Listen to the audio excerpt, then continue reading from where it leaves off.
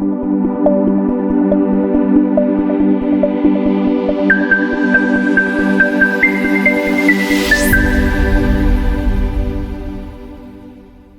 right, so as the CEO of Inorganic Tutors Institute, I strongly believe in delivering quality education that meets the needs of the future, right? So that is why I'm very excited to introduce A-aRon, our newest tutor who brings excellence in statistics, data analysis, and programming. He will be taking us from the very basics to the advanced level using real world tools like Python, SPSS, Minitab, R, SL, and other software related tools. Okay. However, he's going to begin with last year's exams questions on data analysis for University of Cape Coast students. Once he is done with that, he's going to begin from the very basics to the advanced level on data analysis, statistics, and programming languages. So get ready to be empowered with skills that matters. This is Inorganic Tutor, unlocking minds with mathematics. This is Inorganic Tutor, unlocking minds with mathematics. See you right there.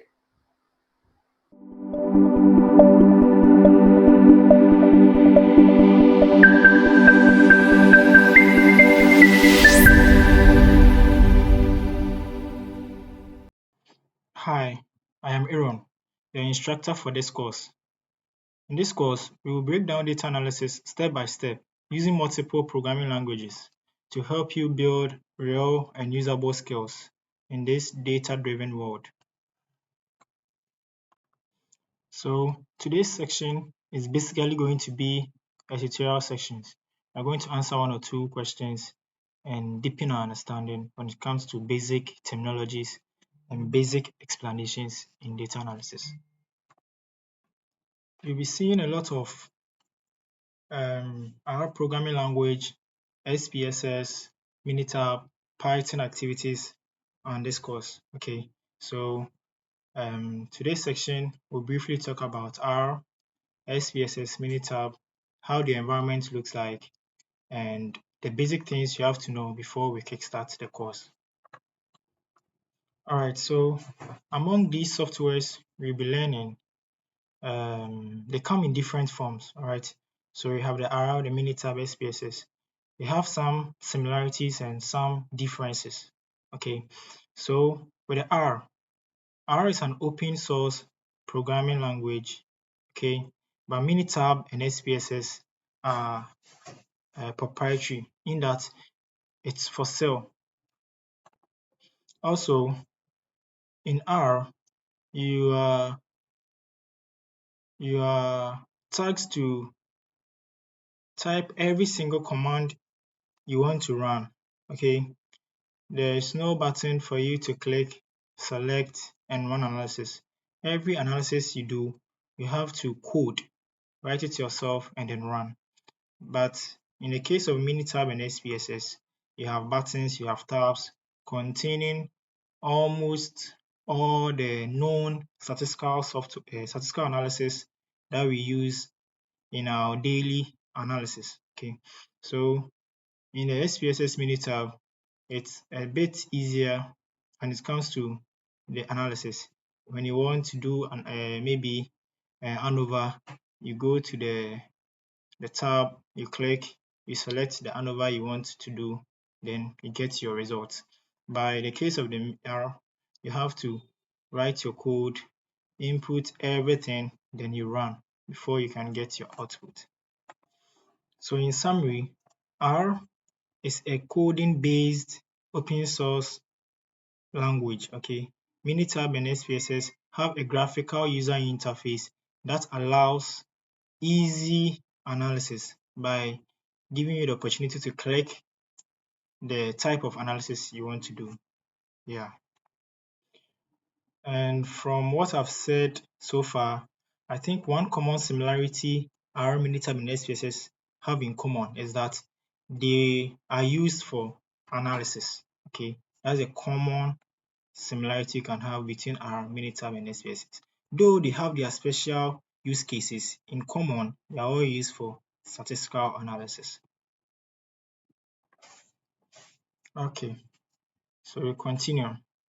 Given a questionnaire, prepare a code book for data collection under the following headings: variable number and name, then coding instructions.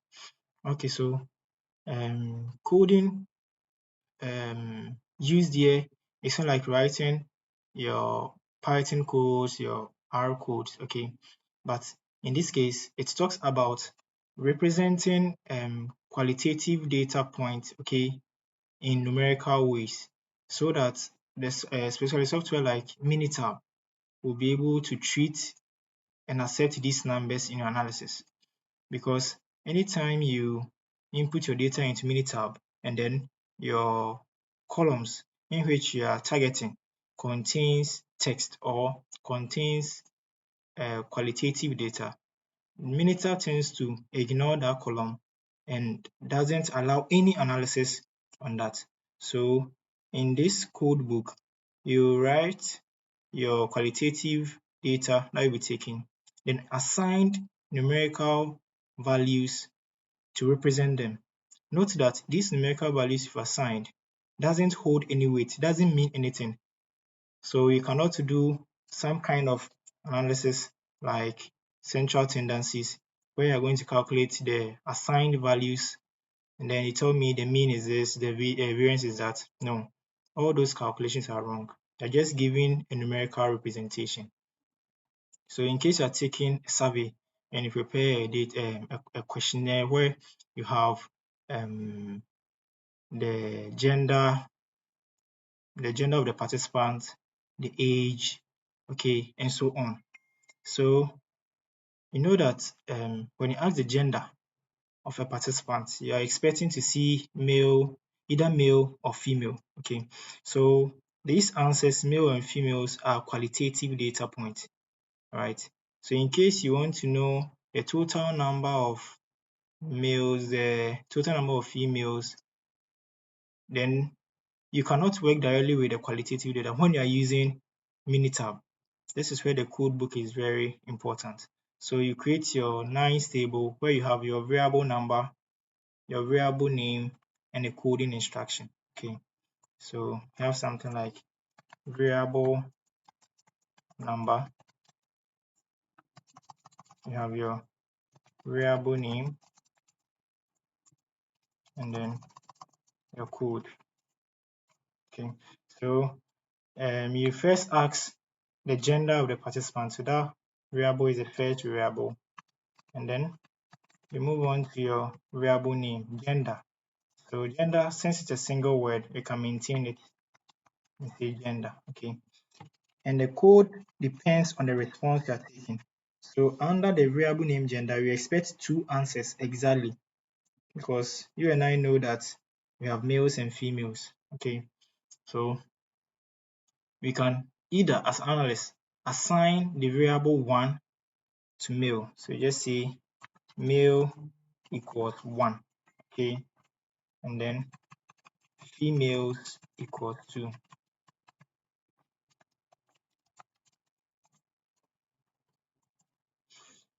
So now the numerical representation of male and female are the codes we are talking here. So we've coded male to be 1 and female to be 2. So when you put this in your statistical software, SPSS Minitab, there's a part you can recode again and tell the software that male is 1 and female equals 2. So now when you do any output, it's going to interpret 1 as male and 2 as female. So we have coded this. Okay, so depending on the questions you have in your questionnaire, you continue this activity to the last question. Is it clear? So question like age. Already, age is a quantitative data where you'll be having series of numbers, 20 years, 30 years, 40 years. you don't need to code this because it's already in numerical form. You don't need to code it. All right. So, and also open-ended questions. Open-ended questions like, what is your favorite food? Okay. You expect to see varieties of dishes or variety of answers from the participants. You cannot know the extent of answers that you'll be getting. Like somebody will say fufu, somebody will say banku. A lot of answers in our local settings, a lot of foods are available. So you cannot directly code these answers until you have gotten your data and seen that, okay, I'm getting these classes of foods, and I'll do a serious analysis on the categories. So in that, you have to know the total number of foods prepared, and then you just give them numerical representation. So maybe you see banku in there, fufu in there, rice in there, or if we have about 7 foods, you can decide to code the first food one up to the 7th food as 7. Then you can do your analysis on them since it is key in your research objectives.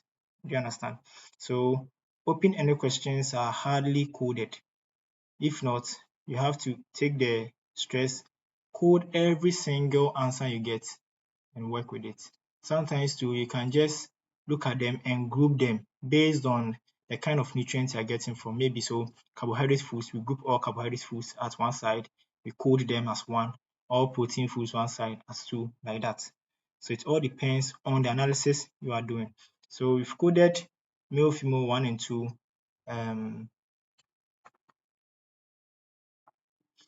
When you have a question where you expect answers like yes, no, maybe.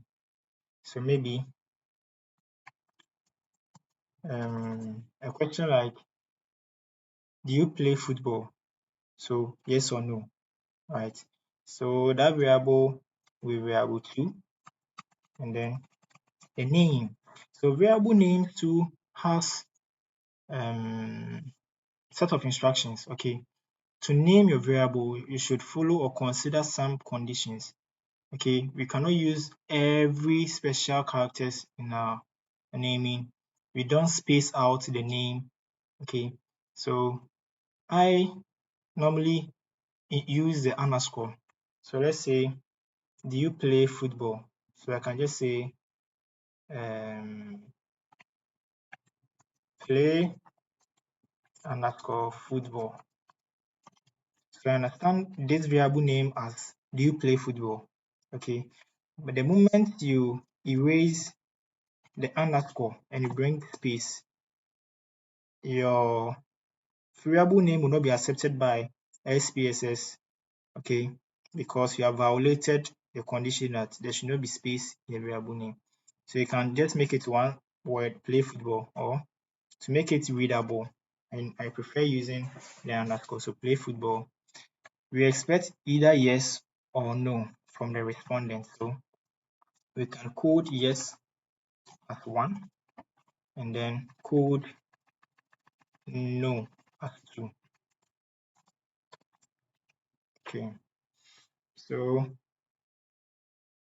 at the column where we have male and female, the statistical software understands 1 and 2 as male and female respectively.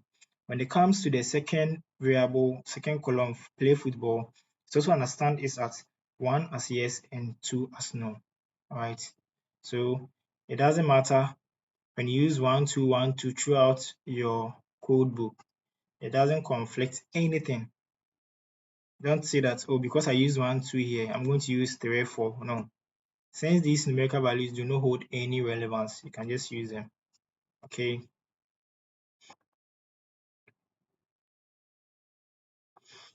Okay.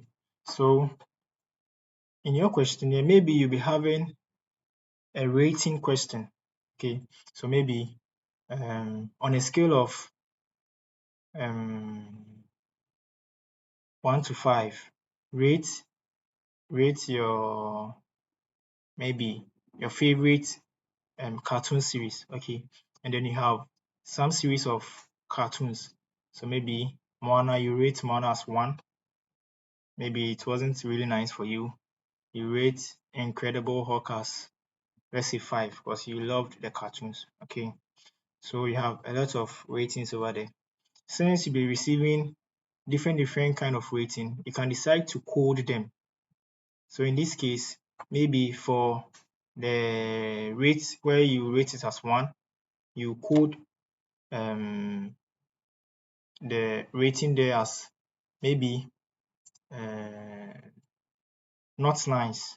Okay, so 1 normally is the lowest level of the rating. So 1 will correspond to maybe not nice, 2 nice, 3 very nice.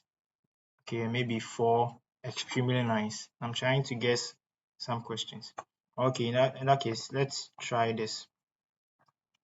So maybe um, rate your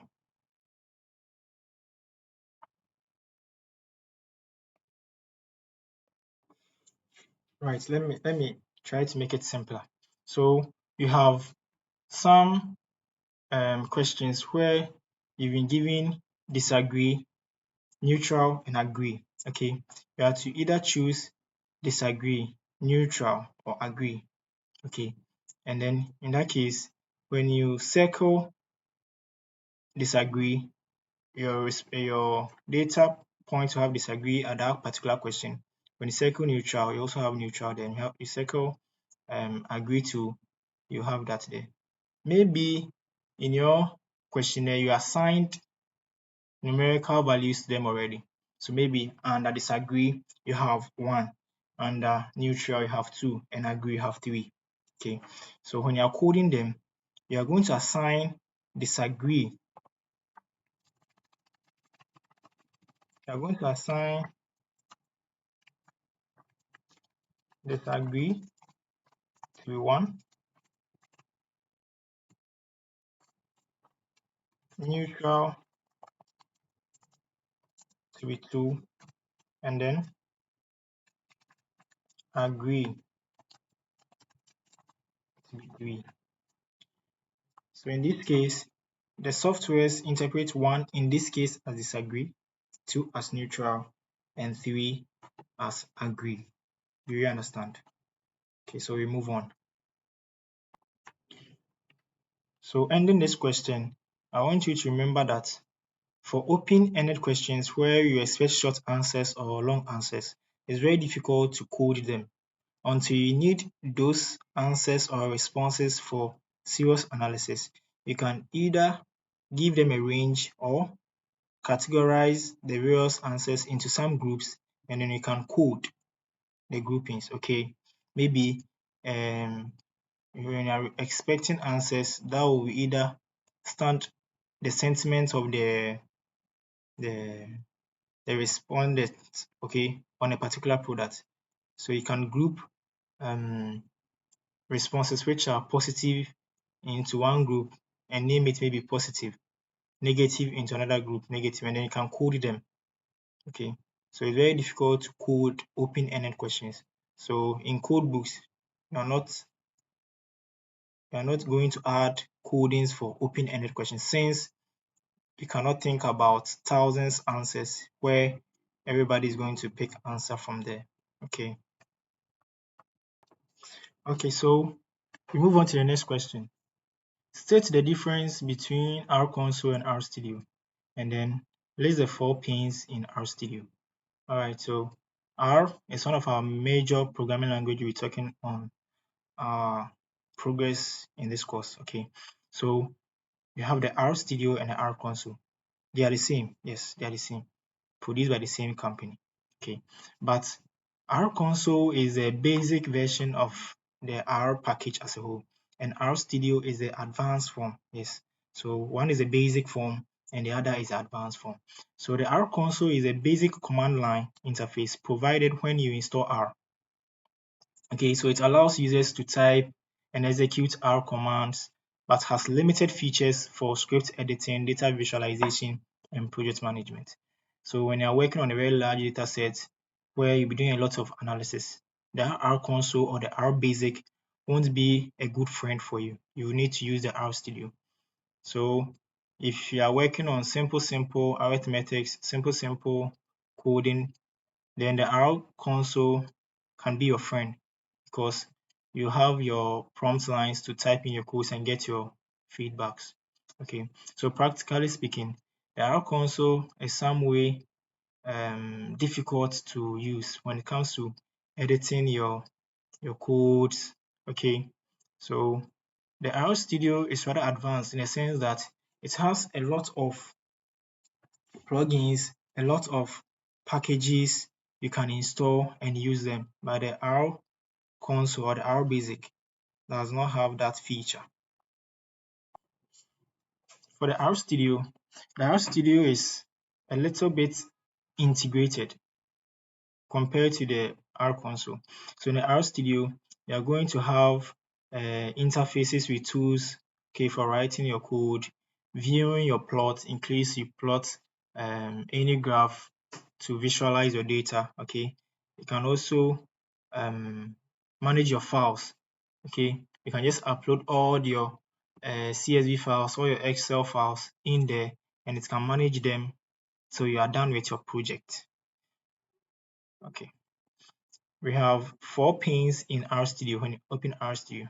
I'm going to open R and then we all look at it ourselves, okay? So this is the RStudio environment. The question was we should state the 4 panes in R. So over here, you can clearly see that we have 1, we have 2, we have 3, and then we have 4. So this is the source pane, the left top corner here. This is a source pane, okay, and this is the R console or the R basic, also in R Studio. And over here we have the environment, the history, the connection, and the tutorial pane. And over here we have the files, the plot, the packages. All right. So these are the 4 panes in R Studio. So in R Studio, the source pane is used for writing and editing the R script. All right. So we have the space where you can edit your script in case you run and you get error.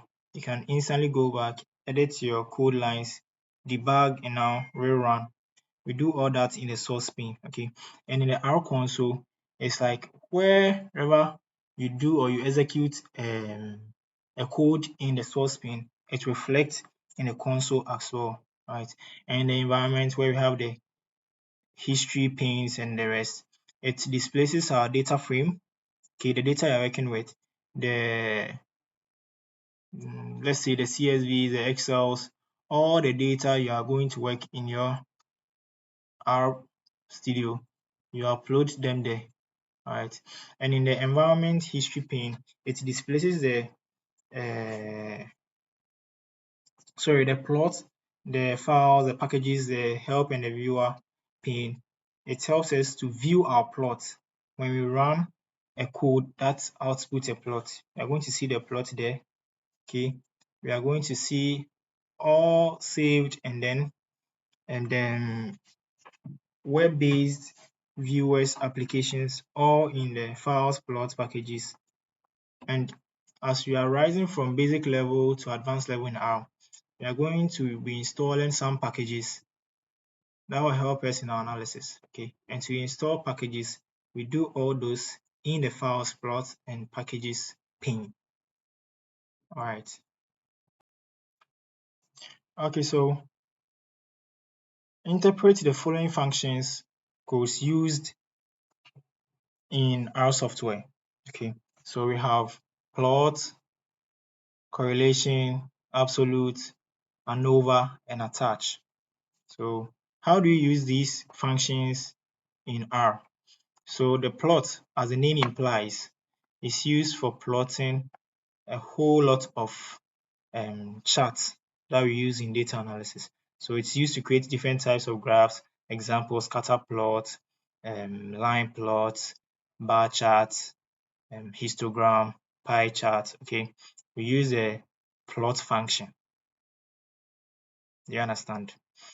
We now move to the correlation function. So correlation function is used to find the correlation coefficient between two numeric vectors. We use the CORR function to find the correlation coefficient between two numeric vectors. We have the absolute function. The absolute function is used to return the absolute value of any number given or any vector given. We use the function ABS to return the absolute form of a number or a vector. And the AOV function is used to find the analysis of variance, ANOVA. We used to find or perform analysis of variance, ANOVA, to compare means across groups. My data analysis colleagues is aware of that. So we use the function AOV. And for the attach, we'll be using all these functions as we move in this course. The attach, we use the attach to make variables in a data frame accessible without using the $sign. So normally in our codes, if you want to reference a particular variable in our data frame, we use a $sign and then we add the variable name to maybe gender. But when we use the attached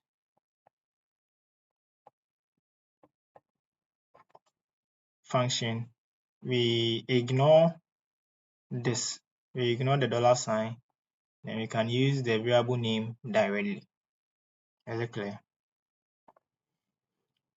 On the next question, we are asked to interpret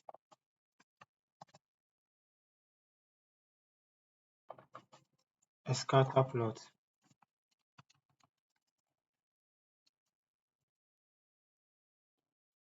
So interpret in two statements where variable 1 is the time spent exercising, and variable 2 is the weight of a person who exercised. So we had a scatter plot diagram. We had a scatter plot diagram.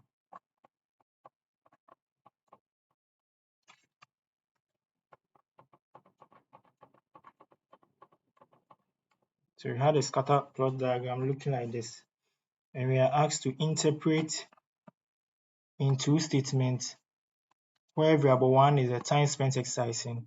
So we have maybe variable 1 here, V1, and now V2, the weight of the two of a person who exercised. So we have this scatter plot, and we are asked to interpret in two statements. Basically, we can talk about the trend or the pattern you are seeing in the scatter diagram. You can also comment on the strength and the outliers.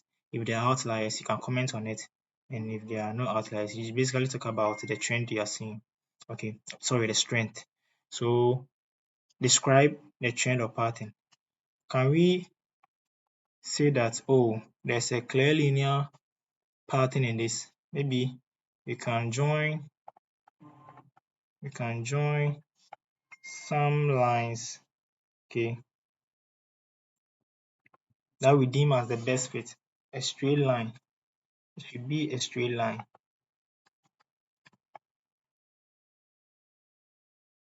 So you can say maybe this is our line of best fit. So is a scatter plot having a positive, a negative, or no relationship between variable 1 and variable 2? Since there's a linear pattern, we can say there is a relationship. As to positive or negative depends on how the line is formed. So in this particular question or in this diagram, there is a negative association or relationship between the two variables 1 and 2. So we have first statement, there is a negative relationship between V1 and V2. You can say that. And the second statement, we can talk about how strong how strong the correlation is. So how strong the relationship is. If you have more points closer to the trend line or the fit line, if the points are closely or fairly or widely scattered around the line, it suggests a strong or moderate or weak relationship. Okay, so for close compactness to the line, strong. A little bit away from the line, let's say weak, or and then if there are outliers and the points are all over, and you have only few points closer to the trend line we picked, then you can also say it's weak. So for ours, we have some here, some here, some here, some here. We have some outliers over here. So we can say moderate. But I can also say it's a bit stronger because we have more points closer to the trend line. So I have described or interpreted this diagram in two statements. One, there is a negative relationship between variable 1 and variable 2, which is time spent on exercising and your weight. Okay, and then uh, there is a strong relationship between these two diagrams. So what is the purpose of this plot? Can you talk about it? If you know the relationship between two variables, whether there's strong relationship or there's fairly weak or something relationship between these two, what is the purpose of this plot? So this plot gives us a visual representation whether there is a linear, whether there is a quadratic, or whether there is a cubic relationship between two variables. Okay, so the purpose of this plot is to illustrate the relationship between two variables. We can also use the scatter plot to detect outliers.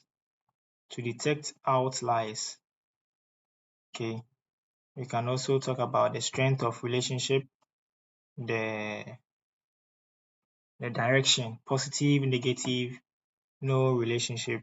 Okay, so if you had another point here, we're going to have an outlier. So we can use scatter plot to detect outliers, know the type of relationship, and so on. Okay, so in our day-to-day analysis, we normally come across deciding the type of test we use, whether we are going to use parametric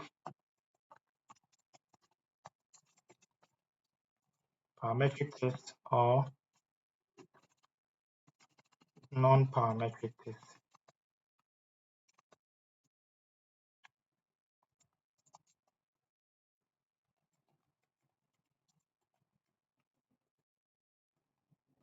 Okay, so for parametric test, we have the simple t-test. Okay, its non-parametric is a zone test for one sample. Also, we have the paired sample t-test.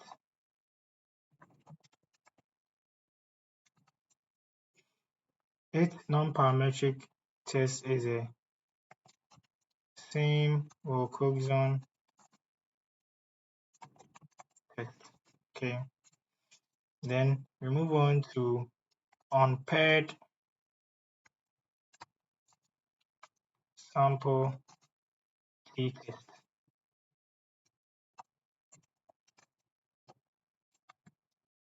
We have the Mann-Whitney EU test.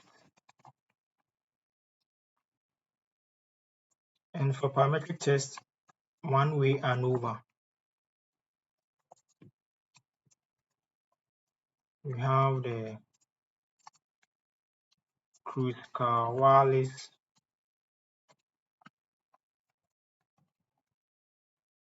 test. Okay, and when it comes to Pearson correlation as a parametric test, its non-parametric is a Spearman correlation.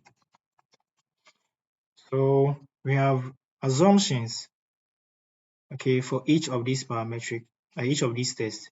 So when all the assumptions we know as data analysis 1 student, if all of them hold for a particular data, then we basically go ahead to use the parametric test. If just one fails, we go in for the non-parametric test. So assumptions like normality, linearity, uh, equal variance, or homoscedasticity. Okay, so if all these assumptions holds for a particular data set, then we can use any of the parametric tests for our analysis at a point where we need ANOVA, where we need Pearson correlation. If we want to do correlation, if we want to check the difference of means, we go in for all the parametric tests. And in case the data is not normally distributed, it's not linear, the variances also is not homoscedastic, then you go in for the non-parametric test. So this non-parametric test consider all these assumptions that are failing and then accounts for all those issues for us to get accurate results. All right, so we end our first session here. We'll continue with our second session where we solve more examples.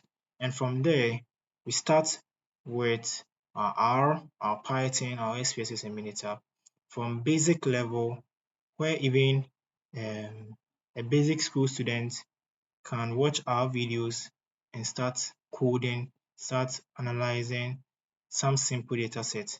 As a beginner, I'll try my possible best to let you understand some simple assumptions, simple conditions, and then simple ways of writing Python codes to write your first programs.